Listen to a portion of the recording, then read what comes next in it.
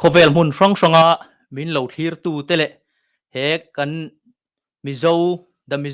YouTube channel min lo en sak thin tu ten zawai in chibai kabu ka cheu wanal ngura ral te kania the Mizo manager ni me kani tuntu ma hian kan YouTube channel a Naupang hla kan da thar volume 2 release na kan nei do na kum sang ni le som pathum vela tang to khan hetiang hi atul zia tele pawimawh zia te kan lo tlang au pui to a manas takin kan lo la to a tin kum sang ni le som palia tang khan hla Naupang hla kan lo record ta YouTube ate kan lo da to ani tin kum sang ni le som ni atang khan abikin sap nursery rhymes kan ti ho kha Mizo trong mila da in letling in chu tiang ari moi chu la in thei top chu in amoi thiang bera Mizo trong ne na da in chu tiang chon hla kan lo da a YouTube channel a kan da chove a ama sa a khan amal malin kan da a amaro chu mal mala da hi at khoma da hi thazo ka nge reido in en thenge ti khan kan han da khoma chu volume 1 kan ti a tuntu ma hian amas chu August nili sang ni le som ni kha ani a chu ta chuan a hminga Mizo Naupang trong zirna hla te ti in kan da khoma Mizo Naupang te tan volume 1 ti in a hming kan da ani chu ta chuan hla som pakhat a oma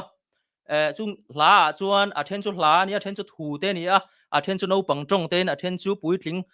hla tin a oma tiang chu kan han da khoma chung te chu amba sabera chuan Mizo kan ni ti ni a panina chuan Mizo number chiar dan chuan pathumna chuan Mizo horop palina chuan Mizo horop a hla in chuan nu le pa choi moi ti le nu le parukna chuan cholkar khata ni te ti ni a pasarina chuan cholkar khata ni te ti a hla ani a hla da ani a tin rong chi hrang te ti ani le a rong chi hrang te a hla da ani le a chuan Mizo horop lamrik dan ti kha da ani boka chuan Mizo kani ti Naupang o in kan da boka vai in som pakhat ani Mizo Naupang te tan volume 1 ti chua ani nu hian volume 2 tur kan theyang to kin na satakin kan buai puya tuna hian a hla then khat te chu amal malin kan YouTube channel a kan da to a tu zana hian hla pakhat kan bela chung te chu volume 2 ti da release na program nei kan tu mani tuna hian voin hi November ni sari sang ni le som ni pakhat ani tuna chung hla te chu release kan tu mani chung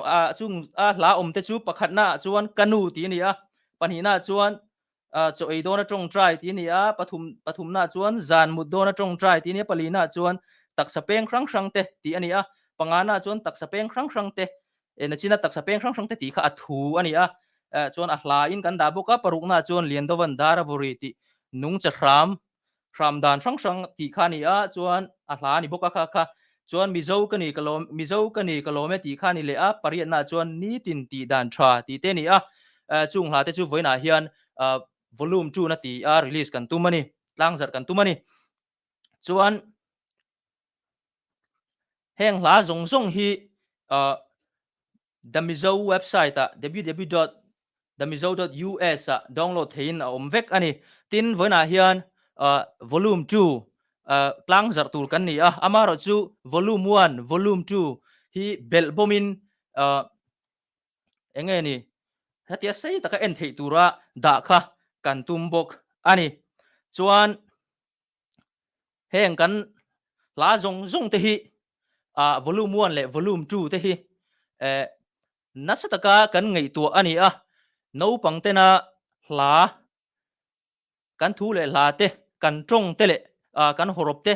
an zira an thiam thei na le enge ni an mamo tur tok ni kan rin te ani a cover ve tha hle in kan hria thei top kan chhuah ve ni ti kha kan soi du ani chuan tuna chuan chung kan hla ni china volume 2 kan ṭangzarh don kan han ti kha min ṭangzarh sak turin ren rom hing thanga ilo somang chibai ule hei zanina hian tuntu ma hian hun limom takkan mangdo na khawvel hmun hrang Mizo te kan oma ma kan son zela ma kan son zel bok dona pathian in min hruayanga chu kan Mizo na min ti ma son tu chu kan ziak le chiar te kan hla te hi ania pathian hne na tanga kan don thu thatak tak te hla mang te in thu mang te in kan nei thina chung te chu zanina hian hei the Mizo buat sai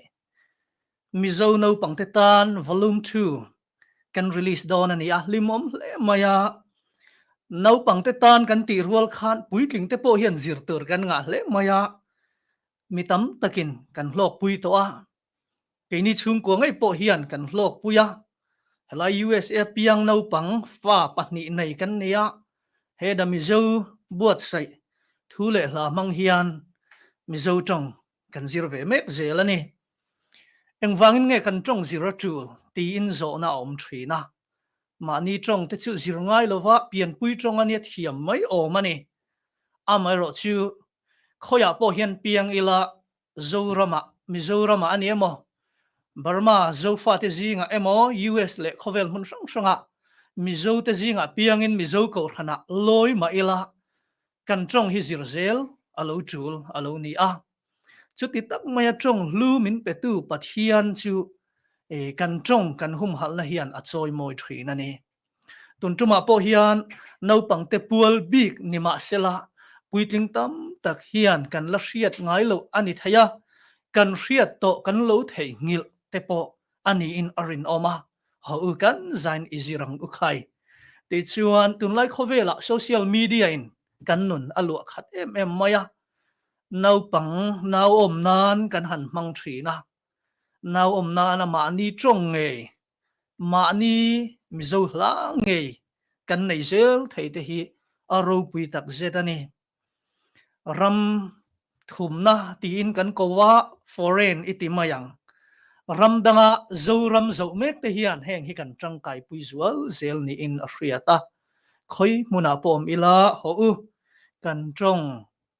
i chom nung zelang uti kha kan in som masadu ani ti chuan hei helaya hian screen hi kan mu thei tura kan nga ya he muna hian da ania the Mizo YouTube channel a khana oma ni chena kan hruai tu khana ron chiar to na kan chiar non le ange Mizo Naupangte tan volume 2 a zanina kan release tu rahi kan tlangzarh tu rahi Mizo kani kalome so ei dona tong try zan mut dona tong try tak sapeng hrang te tak sapeng hrang hla ani boka ti chuan kanu lian dovan dar avori ni tin ti dan tha ti te ani he Mizo Naupangte Tana volume 2 a chung te chu kan da a ho u ṭangkai takin heng hi mangang u ti kha kan in so mani i ṭangkai pui zelang u kan trong i hum hal zelang u kan fa te thiam tir zelang u keinin kan trong kan man lo chon tuin nge mang chuangang tuin nge kan hla min ngai thak sak chuangang le heng kan trong le kan hla a bik takin Naupangte Tana buat sai hi ho u nau om nan te mang thri nang u kanin chunga heng hla te hi ritam sela kan fa te bengin khetam sela chu chu kan trong kan hum hal na konga pawimawh tak ani le tuna chuan Mizo Naupangte tan volume 2 Mizo Naupangte Tana tong zirna hla le acham mi te hi kan release don ani heti hian kan mu thei tura kan nga ya kan YouTube channel a khan publica setting kan da anga ti chuan hian kan save nga lang le tuna chuan Mizo Naupangte tan volume 2 Naupang tong zirna hla te khawvel hmun hrang Mizo tena ṭangkai taka kan man na turin kan manatan lom takin ka tlangzarh pathianin he hla mang hian Mizo te tong min zir tir zel ro se pathianin mal som ro se Mizo Naupangte tan volume 2 min release sak tu Reverend Roming thanga kan lo me tuna chuan hetiang hla te le thu cham te kan buaipuia kan siama piang hian asatu music lo buaipui tu te kha an ngai thina chu tianga kan mamo changa pianga kan kova barma ni mo hetilaya poni se min buaipui tu foreign thangi sailo adu zong kam ni khat soi turin kan somanga chuan hla sanghal turin kan som bok don ani tuna ilo somang kalom khop mai tuna kalaron saktur hi kan ti top mai nga kapa la phua ani a tlom ngei na hlu ti ani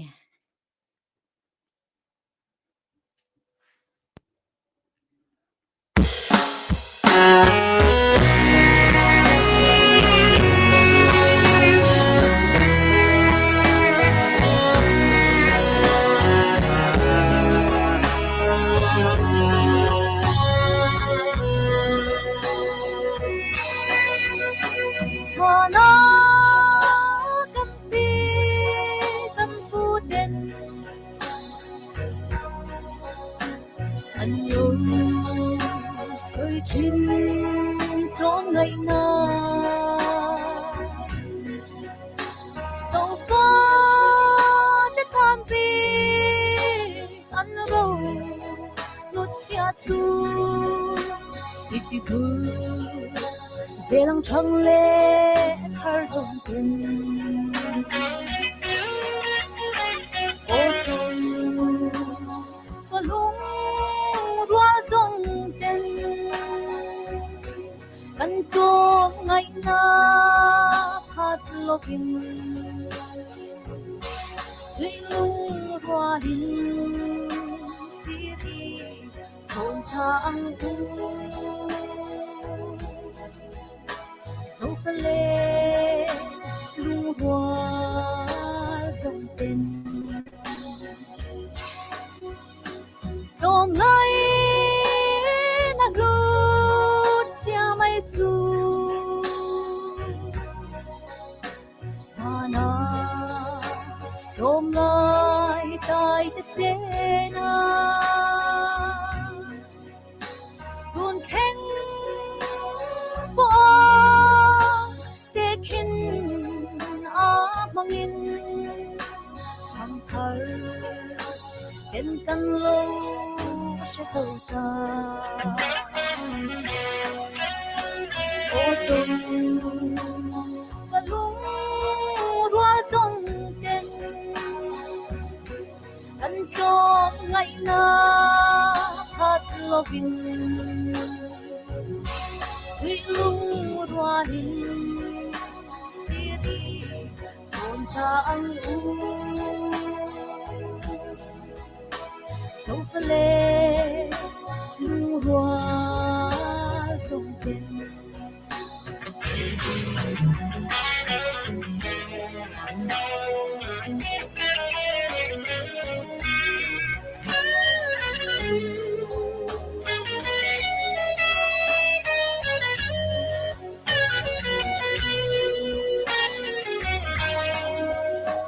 Hôm nay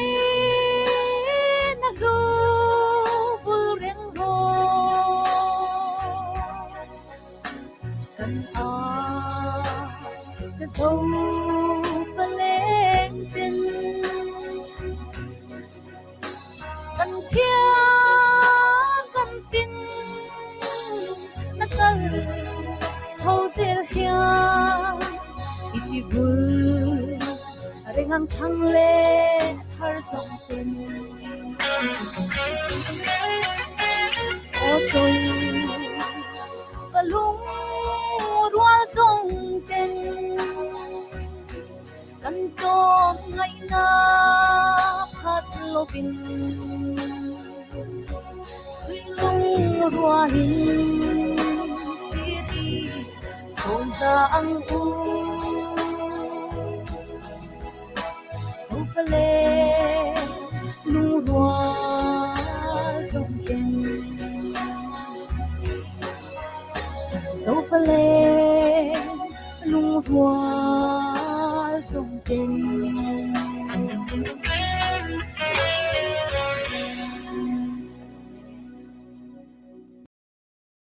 before and thangi kan lo me ani kha karni kalta khan USA ron thenga kan director le kan editor ni bok pul chan hima Mizo Naupangte ani tin tuna tlomai na hlu ti phua tu kha pu hrang kian lova tuna foreign thangi pa kha ni a mission veng ta ha na cheng me kani ala moi khop mai tuna chuan pastor laldin puya thu soi turin kan so manga ani hian nursery rhyme pawimawh na te lam hoin thu soi na aron neyanga chuan chumi ma in tlem kan soi lokanga ani hi kum zani le som nga le palila ya upa ko hran presbyterian ko hran sap ko hran Provident Presbyterian Church antia mingchu chumi ko hran chu en colin tuna hian associate pastor ni in omeka North Carolina Charlotte omani tuna pastor din puya thu sei turin lo somang kalome thlir tu zong zong te chi bai vek ule nursery rhymes ina naupangte real rulam psychological thila alok zonga ngong anei dan chi thum sevak lo soi katuma chung akhai khawmna tangchon katan duwa nursery rhymes ina mizote he nursery rhymes si mizote minti zo tu mizo thu le la nal takamang thiam ni bai ba ka kan namzia le riat le vonun konga zirna bulpui poimawh tak pakhat ania he Mizo Naupangte Tana buat sai nursery rhymes si abekin mani trong thiam lo tlat theina rama cheng Mizoram le Myanmar Zofate tamna rampo na cheng Mizo Naupangte Tan phei chuanin he nursery rhymes si apoimawh mai ani lova thil tul ani ti hi ani nursery rhymes poimawh na pathum zinga pakhat chu Mizo trong zirna le thumal thiam bel na konga nursery rhymes hian Mizo Naupangte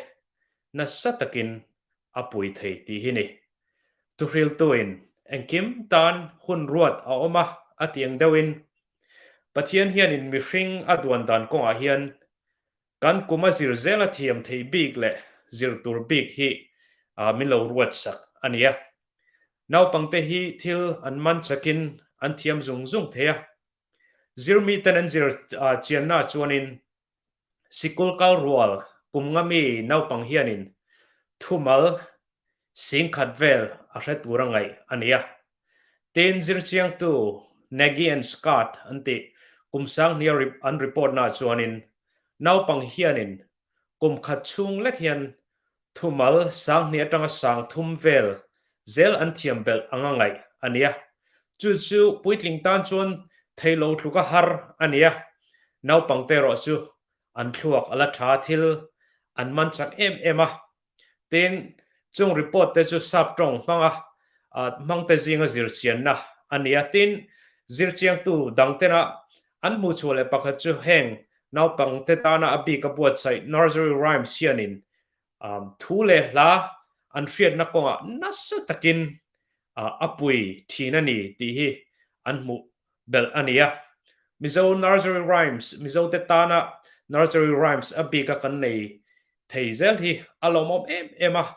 kan Naupangten uluk taka heng nursery rhymes te an ngai tha an sakpui ren thinani chuanin sikul kal rual kum nga vel an ni khan an ni mel chuanin thumal tam tak an hriain an man to dona chuwang chuan he thil hi uluk taka man puya chung kwa tui puya kan Naupangte zirtir sakpui poimawh hle ani tikha pakhatna nisela panina chuanin Mizo trong thluk thiam dik tak ka an thiam theina nana puitu thatak ania nursery rhymes si trong reng hianin thluk bik dan le lam rik bik dan an nei thewa chuwang chuan heng trong thluk te hi Naupangten an tet lai tanga an man angaya an man lo atong thluk ti kan man lo ani chonin mizo poni ro sek sek a thluk kalmang kan man an man dik miao lo chuanin trong pai trong on alo nia angai thatu te tan khan beng a hlep theini chuwang chuan a bikin mizo tamna khotlang a salian lo tan phei chuanin mizo trong ngei a siam heng nursery rhymes te hi a pawimawh le zualin kan naupangte an ngai thlak nguna an man na sat le zual a tulin a pawimawh tak set ani pathumna chuan mizo naupangtan heng mizo nursery rhymes tluka nursery rhymes pawimawh le tha danga omlo ti hini pathianin mizo a min siama mani tong kan thiam masak tluka pawimawh omlova kan naupangten namdang trong vathiam viau poni sela namdang trong thiam an vani ve maya mani trong an thiam bel masak silo chuanin an mania in rin tok na nasa takan nei turang kha an nei phalowa chuwang chuan mani trong mani culture fiata mani trong thiam nel thiam nal hi apoimawh hle a chuwang chuan nursery rhymes hianin tam takin apuya la phei mizo la te an lunga lengin mizo la hrim thu le la hianin heng lan sak hianin an mania nasa takin zunga kaya kha khanin nasa takin apuya chuwang chuan an sak tam an hriat tam apoimawh hle a ke po hei mizo zinga hunrei tak ko mlo to mizo thalai zinga kom thin khan kan thalai hroi tu arkeram lena ramher lena kan tia uma hera kha khanin min fiam thina ala thluki kaman thot lowa puya hi su I o tha maro su iram re awatia asoi tu takasu abbezik kaman tlat lo fangin lahan sakhanin I kasalai ta thina ni kasoi du omzia chu Naupang an ten lai tan hianin la thluk trong thluk dikhi an man thiam atul hle ni tikha kan sei du ani tin mizo nursery rhymes hianin namdangina an nei velo mizo zia nichina kan ngai thak tak ang khanin mizo tlom ngai na te mizo nun moi mizo history mizo thun thu tin mizo te na kan lo sultan nu kan ti dan tam tak akeng tel tlata mizo nursery rhymes hianin chu chuanin man an mani Naupangte suang tuana imagination a kan thuk takin zunga kain hong anei thina ni chuwang chuan heng la te hi an sak ngei ngaya chu chuanin an mani na sa takin zunga kai tho zel ani akhai khawmna tan chuanin thil reng hi athat na hriat atok lova ati angai thina heng nursery rhymes te hi uluk takin hun le tha le sum sengin asiam tu ten angor takin an siama an beya hei hi kan namtan kan fa ten mizo tong an thiama ma kan lo son theu thei nana an siama ne wangin kan fa te kan ko ran Naupangte kan sakpuya kan man pui apoimawh tak seta engkim tan hun ruat a om kan ti kha an lanau pan lai tang hianin chi anga kan tu an mania kan tu angaya a bikin mizo society tamlo na a om ram hran mizo te ten a bikin ka challenge du chewa ka chou du chewa ka chou du na cheu chu kan fa te kan om na ram thewa namdang trong manga sikulan kalma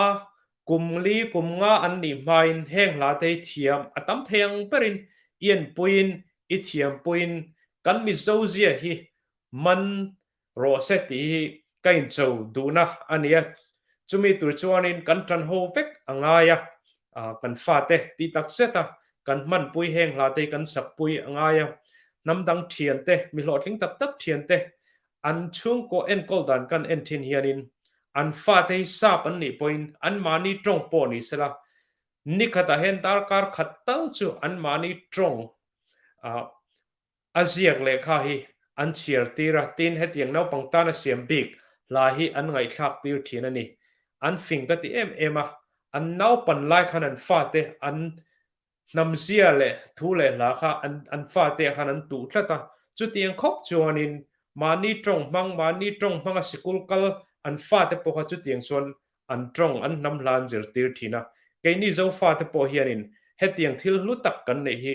kan man kan fa te kan tu te kan man puyangai chu wang chuan kumli kumnga an ni chuan